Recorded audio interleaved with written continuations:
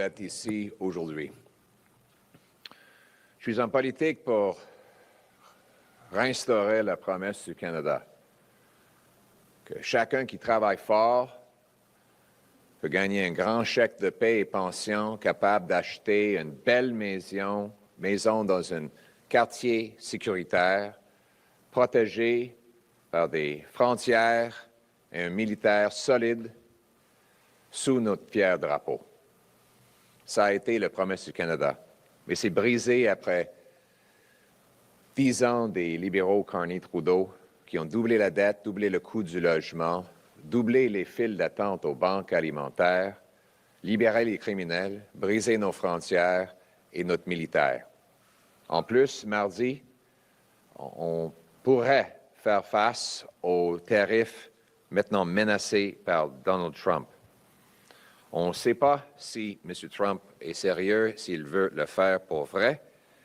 Il a déjà au passé décidé d'annuler ou de retarder ces tarifs, mais s'il va de l'avant avec des tarifs qui ne sont pas justifiés, aucun tarif sont justifiés contre le Canada, on va simplement riposter et utiliser les recettes pour réduire les impôts des travailleurs et des entreprises canadiennes afin de renforcer notre économie contre les tarifs. M. Trump pourrait encore décider de changer d'avis, mais s'il change d'avis, ça ne devrait pas changer notre plan domestique. On doit plutôt reprendre le contrôle de notre économie et devenir fort, autonome et souverain. En d'autres mots, on doit ramener le gros bon sens chez nous. On doit ramener nos emplois, notre production de ressources, nos chaînes d'approvisionnement au pays. On doit non seulement exploiter nos ressources naturelles, mais aussi construire des usines de GNL et d'autres installations pour accéder au marché étranger. Ça veut dire des réductions d'impôts et le feu vert aux grands projets de ressources pour emmener les emplois, les entreprises et notre argent chez nous va nous permettre de devenir moins dépendants des Américains.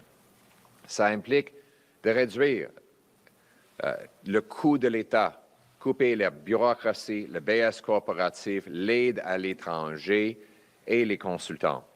Ça aussi nous oblige de renverser toutes les politiques économiques de Trudeau-Carney depuis 10 ans. C'est pourquoi, il y a un mois, j'ai demandé au gouvernement de prendre immédiatement des mesures suivantes. Abroger la loi C-69 qui interdit les pipelines et qui bloque aussi des mines, des barrages hydroélectriques et des usines de GNL dont on a besoin pour devenir moins dépendant des Américains. J'ai proposé de convoquer immédiatement les premiers ministres provinciaux pour supprimer les exemptions dans l'accord de libre-échange canadien afin de permettre aux Canadiens de faire commerce entre les provinces. J'ai demandé d'adopter une réduction d'impôts et de taxes pour nos travailleurs et les entreprises pour emmener l'investissement ici au Canada.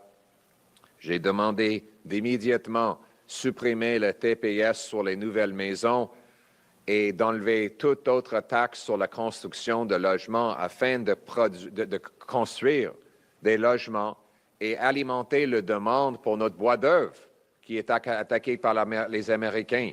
Une belle opportunité de créer des emplois. Mais rien ne s'est passé.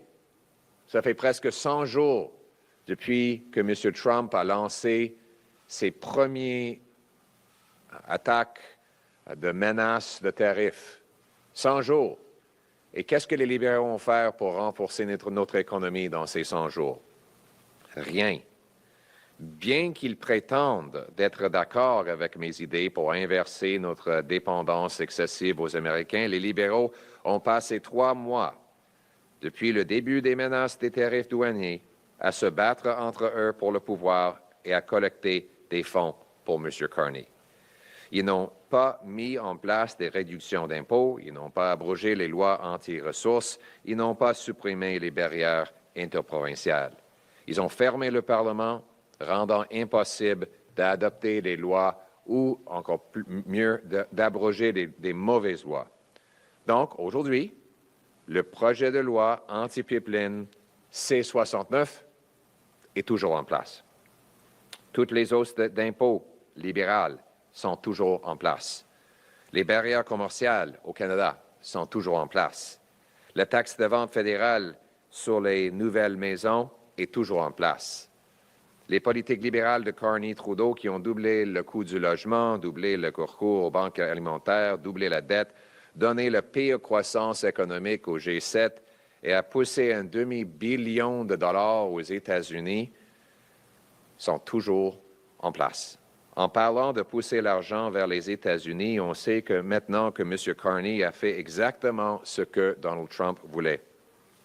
Le 26 novembre 2024, Donald Trump a menacé le Canada de tarifs pour prendre nos emplois. 6 jours plus tard, M. Carney a annoncé qu'il déménagerait le siège social de Brookfield du Canada à New York, la ville natale de Donald Trump. Il a donc donné des emplois canadiens aux Américains. On sait que là où le siège social va, les emplois et l'argent vont suivre. Mark Carney a fait exactement ce que Trump voulait. Il a cédé, il a vendu notre pays alors que les Canadiens étaient attaqués.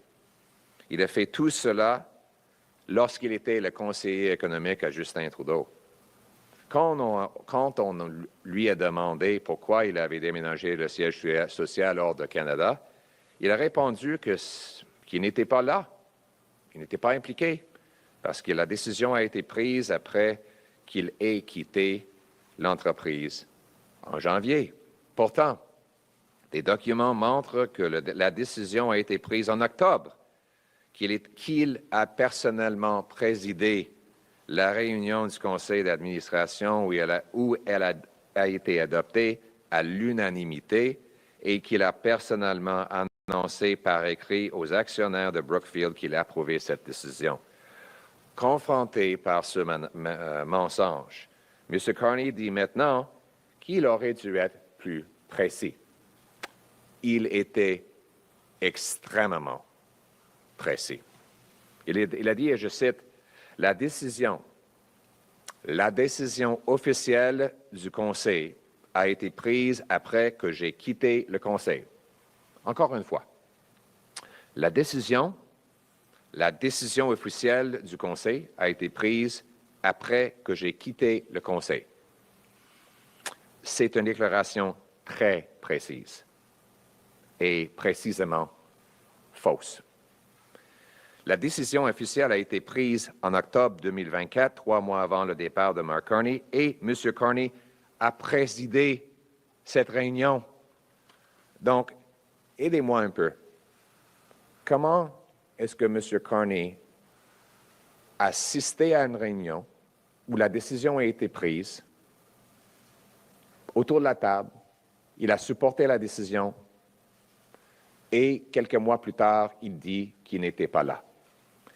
M. Carney doit venir devant vous. M. Carney doit s'excuser envers les Canadiens. Il doit expliquer pourquoi il a menti aux Canadiens. Il doit expliquer comment il peut défendre notre économie quand il a vendu des emplois aux Américains. Et si M. Carney pense que les États-Unis, c'est un meilleur endroit pour les entreprises après 10 ans de son gouvernement libéral, est-ce qu'il envoie le même message aux autres entreprises? Est-ce qu'il pense que les autres entreprises devraient faire ainsi et quitter le Canada? Il doit venir devant vous, vous regarder dans les yeux et s'excuser d'avoir menti aux Canadiens et d'avoir fait passer ses profits personnels avant notre pays. M. Carney a fait passer ses intérêts personnels au lieu de mettre le Canada d'abord. On doit agir pour protéger notre pays et sa population, pour reprendre le contrôle de notre avenir et pour protéger les Canadiens contre les PDG qui expatrient nos emplois à l'étranger et pour ramener la promesse du Canada. Nous avons un plan de gros bon sens pour le faire. Les conservateurs vont couper les taxes et impôts pour libérer nos travailleurs et les entreprises de créer plus. On va aussi éliminer la PS coopératif, la bureaucratie, les consultants et couper l'aide à l'étranger afin de pouvoir réduire les déficits, les impôts et l'inflation. On va déclencher une croissance économique massive en abrogeant les lois libérales anti-développement pour creuser les mines, construire des pipelines, des usines et d'autres entreprises très rentables. On va adopter une réduction des impôts massifs sur l'investissement et le travail. On va récompenser votre travail pour que vous ramenez plus chez vous.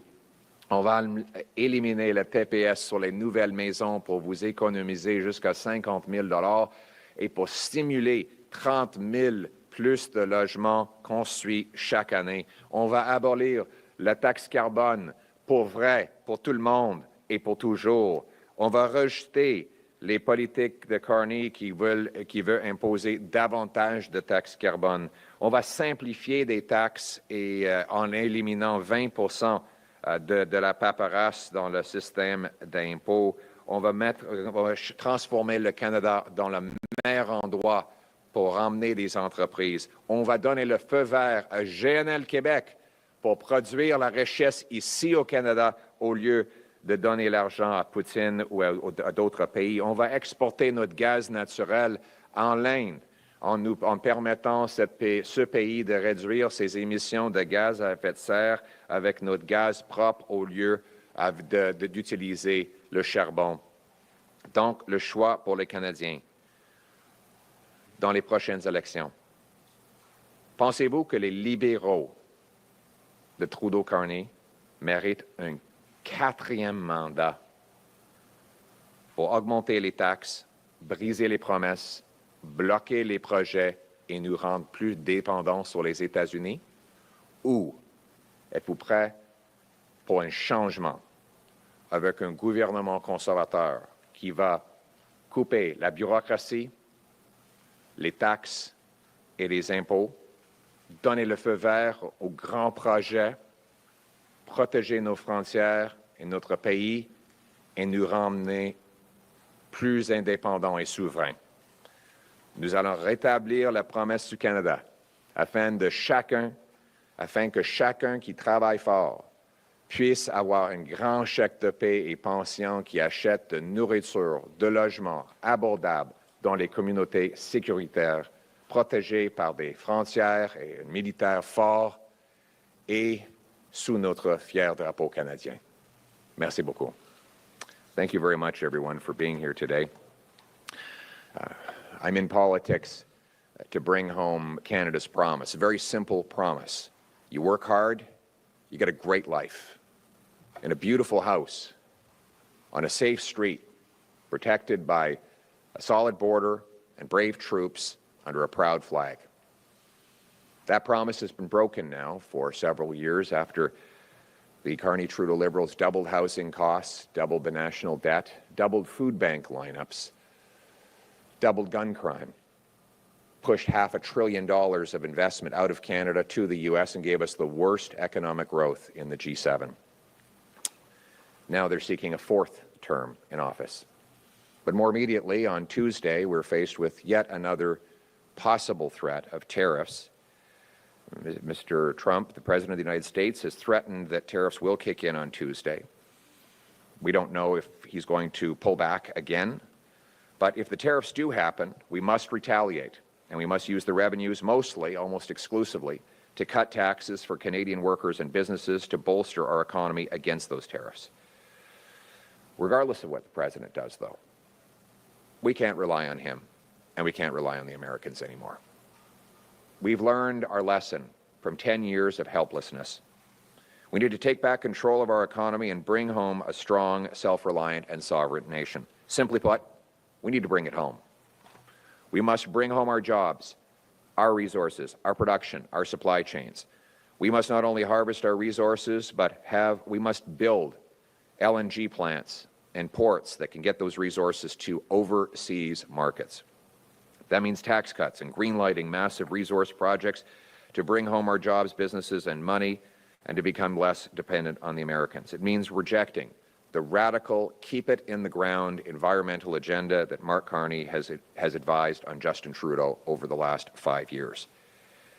That is why, over a month ago, I called on the government to immediately, 1, repeal the Liberal No New Pipelines Law C-69, a law that has blocked mines, pipelines, power dams, LNG plants that would make us more independent from the United States. 2, immediately convene premiers to remove, not talk about removing, but remove exemptions in the Canadian Free Trade Deal so Canadians can trade between provinces. 3, pass a bring-it-home tax cut on work, investment, home building, energy, and making stuff in Canada. 4, immediately remove red tape and taxes to boost home building. Wouldn't it be a wonderful way to help our beleaguered lumber business and our loggers to start building some homes? If we were to axe the federal sales tax and get a deal with provinces and municipalities to take their taxes off, we could build hundreds of thousands of extra homes, creating jobs for our tradespeople and boosting demand for our domestic lumber that President Trump is threatening and that President Biden already tariffed. But despite asking for all of these things over a month ago, nothing has happened. The Liberals have done precisely nothing in the last month to make us less reliant on the Americans. They shut Parliament so that we were not even able to pass any laws, or more importantly, repeal the devastating laws and taxes that they had originally put in place. Instead, Liberals have spent the last 3 months raising money for Mark Carney and fighting for power within their own party. So today, as we speak, the No New Pipelines Law, C-69, is still in place. All Liberal tax increases are still in place. Trade barriers within the country are still in place. The federal sales tax is still in place on new homes. The Carney-Trudeau Liberal policies that have doubled housing costs, doubled food bank use, doubled the debt, gave us the worst growth in the G7 and pushed $500 billion out of our country to the United States, all still in place. Speaking of pushing money out of Canada, we know that is exactly what Mark Carney did when he backed down to Donald Trump. On October 26, 2024, Donald Trump threatened tariffs against Canada to take our jobs. 6 days later, Mark Carney announced that Brookfield headquarters would move from Canada to Trump's hometown of New York City, giving Canadian jobs to Americans. And we all know, no matter what the corporate bigwigs tell you, that when the headquarters goes, the jobs and the money will follow soon after. Mark Carney did exactly what Trump wanted. He backed down and sold out our country when Canada was under attack. He did it while he was acting as Justin Trudeau's economic advisor. When asked why he moved the headquarters out of Canada, he said he had nothing to do with it, that the decision was made after he left the company in January. Yet documents show that the decision was made in October of last year at a meeting that he chaired, where the decision was unanimous, meaning he agreed with it. And then he recommended it in writing to his shareholders. Confronted about his falsehood, he now says he should have been more precise. But here's the thing. He was very precise. He said, and I quote, "The decision, the formal decision of the board, happened after I ceased to be on the board." Again, the decision, the formal decision of the board, happened after I ceased to be on the board. That is a very precise statement, precisely the opposite of the truth. The formal decision happened in October, 3 months before Mark Carney left, and he chaired the meeting. Now, he told this to all of you, the media here today. Let's digest that for a second. He sat at that mahogany table, grasping the gavel, and recorded the decision, which he agreed with, to move the headquarters to New York from Canada. And then just the other night, when you asked him about it, he looked all of you in the eye, and he said the board made the decision after he left the company, and he had nothing to do with it. Are you ever going to believe anything he tells you again? Don't you think he should come before you and explain himself? Mark Carney has to come before Canadians and explain. He needs to explain why he lied and why he sold out our country, why he failed to put Canada first when we were under attack. He needs to apologize to Canadians, not only for lying, but for putting his personal profits ahead of our country. Mark Carney put himself first instead of putting Canada first. We need action to protect our country and its people, to take back control of our economic future, and to protect Canadians from greedy corporate executives who would ship our jobs abroad, and to bring home the promise of Canada. We have a common sense plan to do it. Conservatives will axe taxes, we will build homes, fix the budget, and stop the crime. We will cut bureaucracy, consultants, corporate welfare, and foreign aid to bring down liberal deficits, taxes, and inflation. We will repeal anti-development laws like C-69 and rapidly greenlight mines, pipelines, factories, LNG plants, and other highly profitable projects. We will lower taxes on work, energy, investment, home building, and making stuff in Canada. We'll take the GST off new homes to build thousands of new places for young people to live. We will axe the carbon tax for real, for everyone, and forever. We will reject plans by Carney to bring that tax back. We will simplify our tax code so that our businesses spend more time hiring workers and serving customers and less time filling out forms. We will sell our natural gas in India and other overseas markets to displace dirtier forms of energy.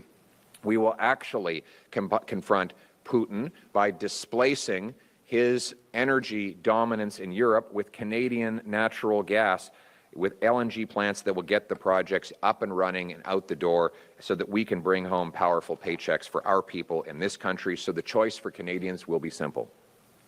Do you believe that the Trudeau-Carney Liberals deserve a fourth term of hiking taxes, doubling housing costs, blocking resource projects, and making us hopelessly dependent on the Americans? Or are you ready for real common sense change? To axe taxes, greenlight big projects, secure our borders and our military, and put Canada first. And in the end, we will bring home the promise of this country where hard work gets you a great life that buys you a beautiful home on a safe street protected by solid borders and brave soldiers under a proud flag. Canada, let's bring it home. Thank you. We'll now take questions from the floor. Good morning, Mr. Poilievre. Christy Kirkup with the Globe and Mail. What is your reaction to the exchange in the Oval Office between Donald Trump and Vladimir Zelensky, both in English and in French, please? We support Ukraine in its right to defend itself and to be independent.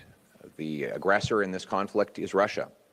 Russia carried out an unprovoked invasion of Ukraine, an invasion that it has been mercilessly prosecuting for the last 3 years, and Ukraine has been the victim of that invasion.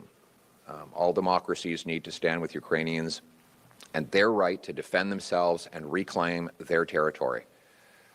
And any suggestion to the contrary is wrong. I would further add that Canada could have helped defund Putin.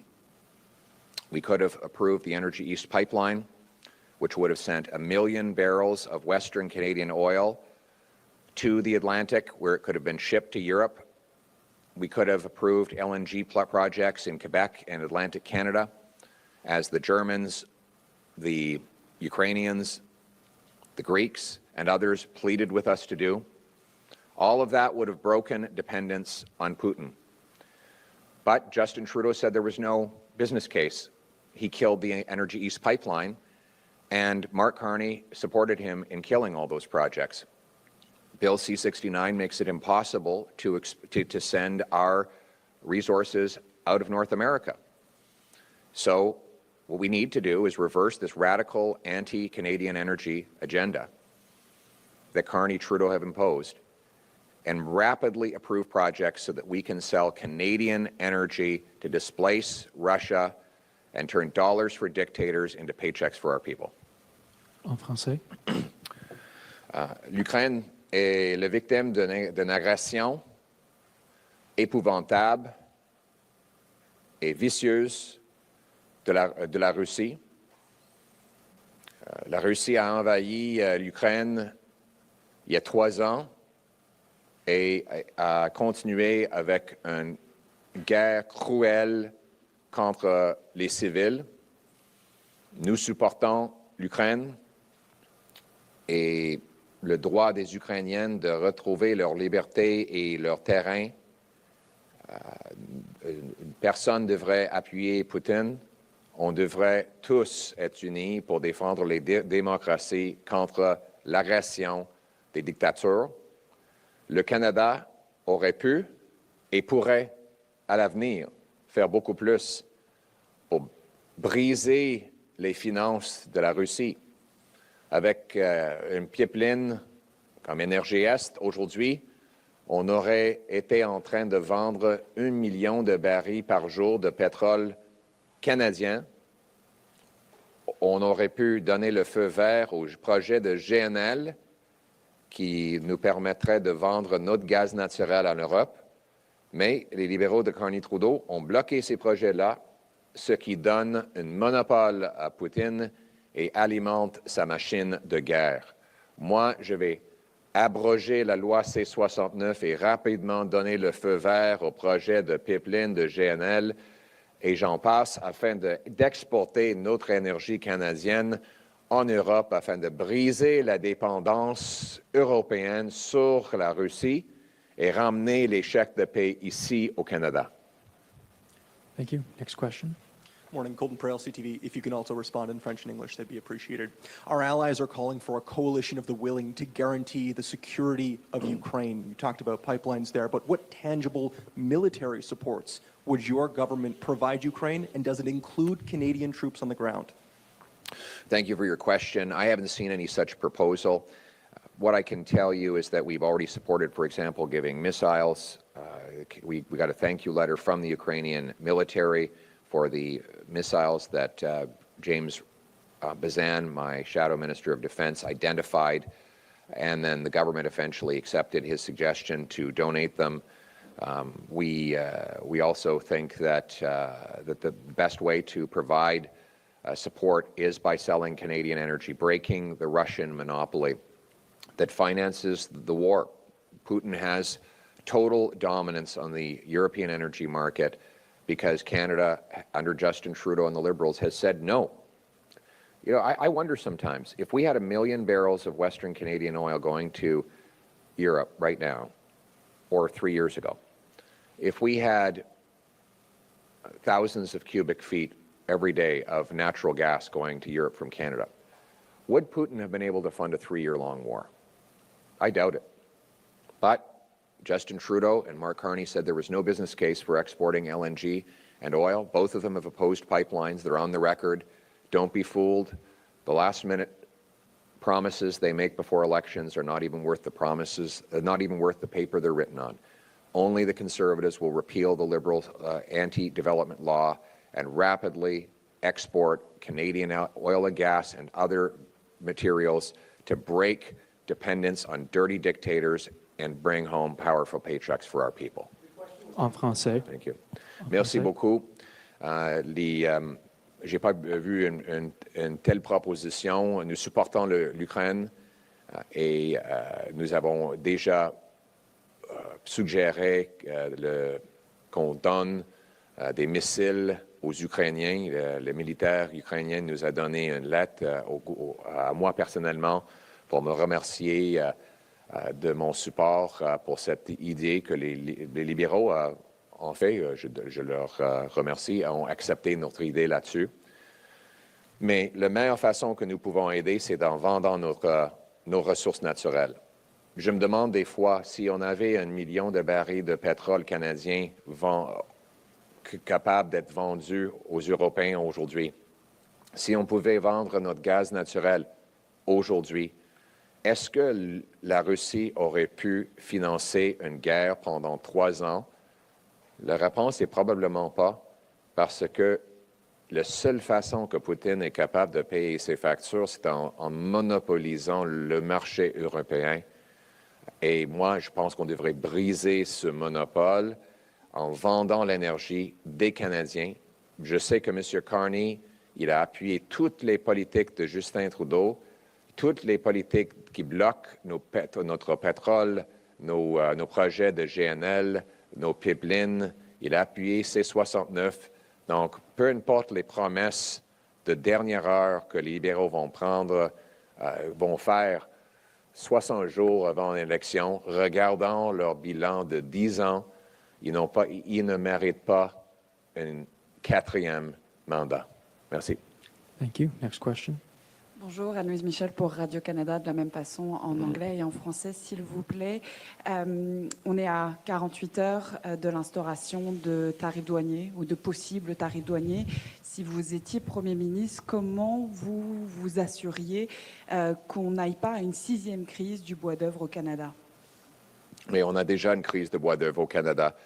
Même avant Donald Trump, Joe Biden a doublé les tarifs sur le bois d'œuvre. Oublions pas que Stephen Harper a réussi à enlever les tarifs sur le bois d'œuvre.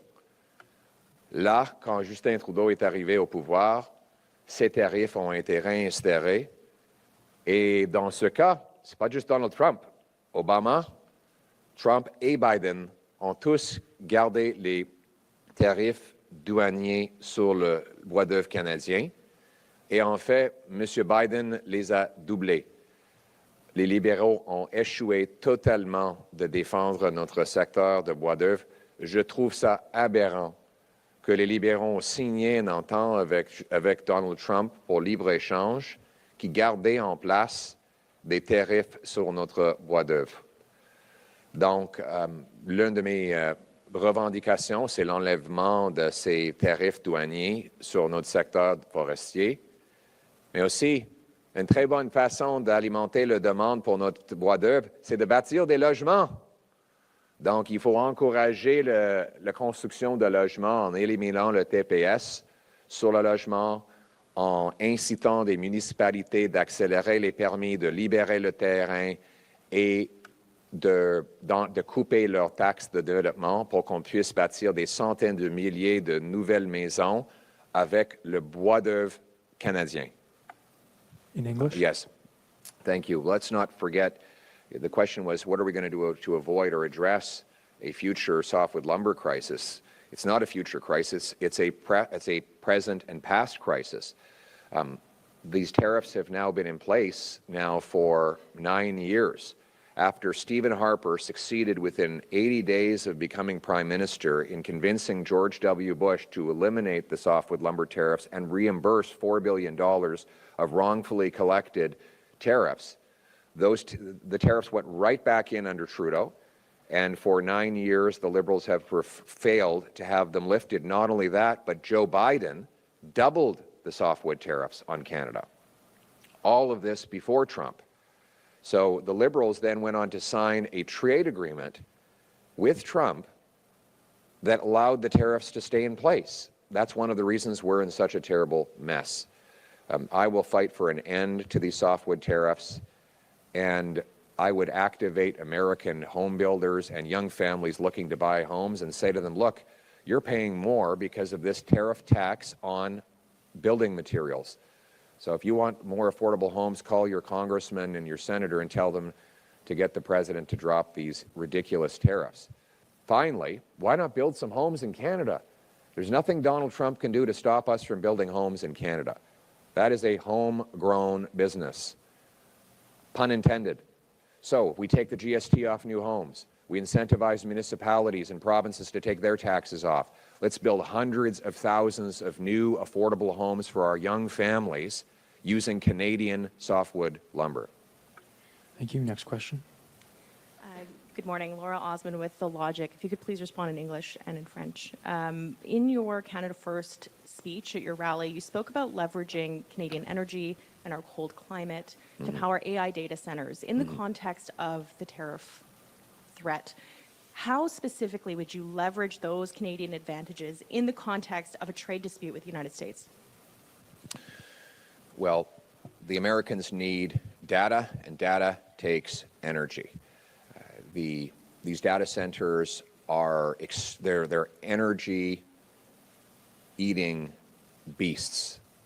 As I said in my speech, an inquiry to an AI chatbot takes 10 times as much electricity as a Google search. Meta, Microsoft, Google, and other tech giants are all buying or building nuclear power stations so that they can power their data centers. The Americans cannot keep up with their own demand. We, on the other hand, have a surplus of electricity, and a surplus that we could massively expand if we were to repeal the anti-development laws. We could build natural gas power plants in Alberta. We could get the politics out of the Canadian Nuclear Safety Commission to speed up safe construction of both CANDU reactors and small modular reactors. We could produce even more hydroelectricity, and we could be paid hundreds of billions of dollars for that energy to power data centers. And let's make this the place to build them. If we have fast permits and clear rules, then the data centers can be built here, and that would give us more power. Imagine if the new gold, if the gold of the coming century is data, and we have it on our soil, then we're the ones with the control. That's what I mean when I say, let's bring it home. En français. En français. En français. La question, c'est que comment est-ce qu'on peut agir afin de ramener les centres de données ici au Canada. Et la réponse, c'est que ces centrales de données pour l'intelligence artificielle et d'autres technologies prennent énormément d'électricité. Ils sont des monstres qui avalent l'énergie. Les Américains n'en ont pas assez. C'est simplement le cas qu'ils ont un déficit énergétique. Nous avons un surplus déjà d'électricité. C'est pour ça que nous exportons notre électricité envers eux autres. Et nous pouvons en produire beaucoup davantage. Comment? Parce qu'on a de gaz naturel pour les centrales d'électricité. On a le plus grand approvisionnement d'uranium. On a la connaissance nucléaire comme aucun autre pays au monde. Donc, donnons le feu vert au projet d'électricité, que ce soit nucléaire, hydroélectricité ou gaz naturel, et donnant les permis pour la construction des centres de données. Ça permettrait de vendre ces services au monde pour des dizaines ou même des centaines de milliards de dollars. En plus, ça nous donne le pouvoir stratégique. Si les données et l'infrastructure est ici au Canada, les Américains vont devenir dépendants sur nous autres. Et c'est ça le pouvoir stratégique que je veux imposer pour le dire de façon très simple. Ramenons le pouvoir et la souveraineté ici au Canada. Thank you. Next question. In English and French, Mr. Poilievre, we are likely weeks away from an election call, and most polls show that once massive Conservative lead has withered, and the party now appears to be in a tie with the Liberals.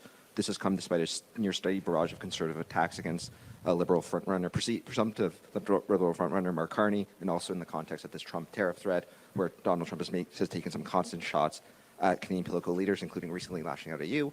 Why do you think voters have appeared to be turning away from your party at this time?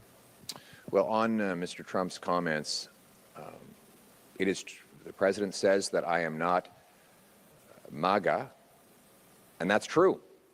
I'm Canada first. Canada will never be the 51st state. I will always put my country ahead of all others. Now, I have no doubt that the president would love to have Mark Carney as Canada's prime minister. Why wouldn't he? Mark Carney did exactly what Mr. Trump asked for. He moved his company headquarters to Trump's hometown 6 days after the president threatened tariffs on our country. Carney supported carbon taxes on Canada supported blocking pipelines in Canada while he invested in American coal. Carney's policies, which Trudeau implemented, pushed $500 billion investment dollars out of Canada to the U.S., exactly as Trump wanted. So Trump would love to have a weak prime minister like Mark Carney, who will sell out our country and drive jobs and money abroad. He probably doesn't want a strong leader like me who will axe taxes, greenlight big projects, make this the best place in the world to do business, and bring home the hundreds of billions of dollars of investment that Carney-Trudeau Liberals have driven south. En français. Merci beaucoup.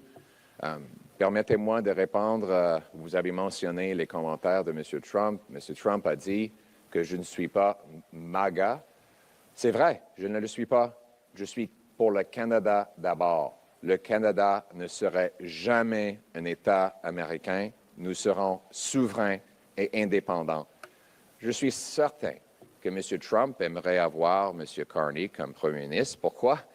M. Carney a donné son siège social aux États-Unis à la ville natale de M. Trump 6 jours après que le président a menacé les tarifs pour voler nos jobs. M. Carney a appuyé les taxes de carbone et supporté les libéraux qui bloquent des projets au Canada en même temps que l'entreprise de Carney a investi dans le charbon aux États-Unis. Et les politiques libérales que M. Carney a supportées ont expulsé un demi-billion de dollars aux États-Unis. Ça, c'est très bon pour M. Trump. Ce n'est pas bon pour le Canada. Le Canada a besoin d'un leader fort qui peut se tenir debout, qui va renforcer les politiques des libéraux, couper les taxes, donner les feux verts et ramener la production et les chèques de paie ici au Canada. C'est ça, mettre le Canada d'abord. Thank you. This will be the... En français. En français. I just did it in French, yeah. Thank you. This will be the final question. I know my French isn't perfect, but Mr. Poilievre, we're seeing the Liberals invoke Donald Trump's name in attacks made against you, both in Krista Freeland's interview with Bill Maher and some new political ads over the weekend. How helpful do you think this is for Canada when we're supposed to be deep in talks with the Trump administration over the tariff threats? I think the Liberals are trying to cover up the fact that they've been very good for President Trump. They've given Trump everything he's wanted, despite the song and dance the Liberals put on. Look at the facts. Under 10 years of this Liberal government, they have pushed a net $500 billion of investment out of Canada into the U.S. They blocked pipelines to the Atlantic and the Pacific, which forces us to give almost all our oil to the Americans.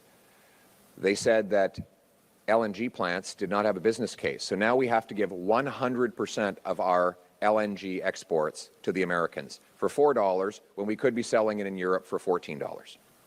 They raised taxes on investment and business, which has forced company after company to leave the country.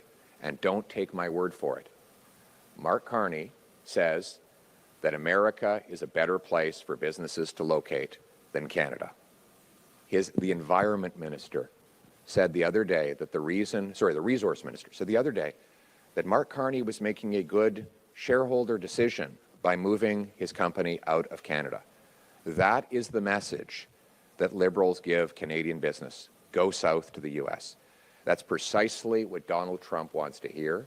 I think President Trump will be popping champagne when he finds out that Mark Carney is leading the Liberal Party, because he knows that Carney will sell out Canada again. By contrast, I will put Canada first. We will cut the taxes, speed up the projects, bring home production to our country. We will be a self-reliant, strong, and sovereign nation that restores Canada's promise. Thank you. That concludes today's press conference. Thank you very much. Thank you.